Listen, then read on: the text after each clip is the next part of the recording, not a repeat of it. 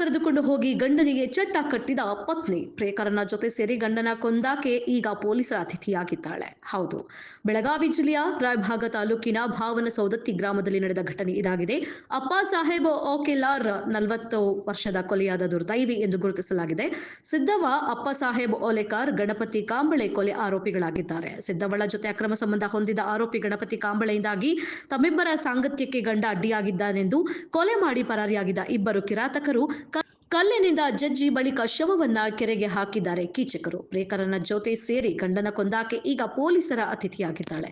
ಕೃಷ್ಣಾ ನದಿಯ ದಡದಲ್ಲಿ ಸಿಕ್ಕ ಶವದ ಜೇಬಿನಲ್ಲಿದ್ದ ಮೊಬೈಲ್ ನಂಬರ್ನಿಂದ ಪ್ರಕರಣ ಬೆಳಕಿಗೆ ಬಂದಿದೆ. ಇದು ಬೆಳಗಾವಿ ಜಿಲ್ಲೆಯ ರಾಯಭಾಗ ತಾಲೂಕಿನ ಭಾವನ ಸೌದತ್ತಿ ಗ್ರಾಮದಲ್ಲಿ ನಡೆದ ಘಟನೆ ಆಗಿದೆ. ಇನ್ನು ಶವ ದಡಕ್ಕೆ ಬಂದಾಗ ಬೆಳಕಿಗೆ ಬಂದಿದ್ದ ಪ್ರಕರಣ ಕೊಲೆ ನಡೆದು 24 ಗಂಟೆಯೊಳಗೆ ಪ್ರಕರಣ ಭೇದಿಸಿದ್ದಾರೆ ಪೊಲೀಸರು. ರಾಯಭಾಗ ಪೊಲೀಸ್ ಠಾಣಾ ವ್ಯಾಪ್ತಿಯಲ್ಲಿ ಈ ಘಟನೆ ನಡೆದಿದೆ. ಒಂದು ಕಂಪ್ಲೇಂಟ್ ಅನ್ನು ನಮ್ಮ ಪೊಲೀಸರು ದಾಖಲು ಮಾಡಿಕೊಂಡ್ರು.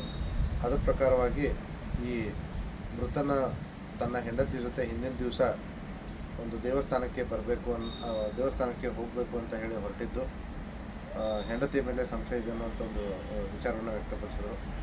ಆ ವಿಚಾರವಾಗಿ ನಾವು ಹೆಂಡತಿಯನ್ನು ನಾವು ವೈಜ್ಞಾನಿಕವಾಗಿ ತನಿಖೆಗೆ ಒಳಪಡಿಸಿದಾಗ ಹೆಂಡತಿ ಕೂಡ ತಾನು ಮೃತನನ್ನು ತಾವೇ ಕೊಲೆ ಮಾಡಿರೋದಾಗಿ ಒಪ್ಕೊಂಡ್ರು.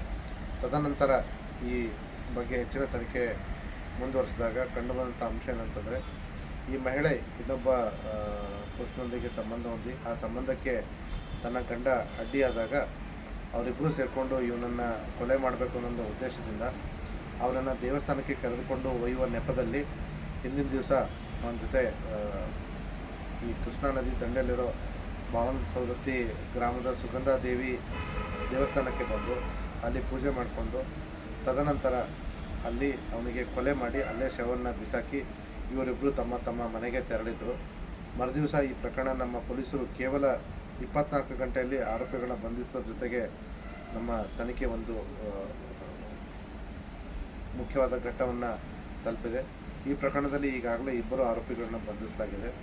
ಮೊದಲನೇ ಆರೋಪಿ ಗಣಪತಿ ಪರಸಪ್ಪ ಅಂತ ಹೇಳಿ ಅವನು ಮತ್ತು ಈ ಮಹಿಳೆ, ಎರಡನೇ ಮಹಿಳೆ ಮೃತನ ಹೆಂಡತಿ ಆದಂಥ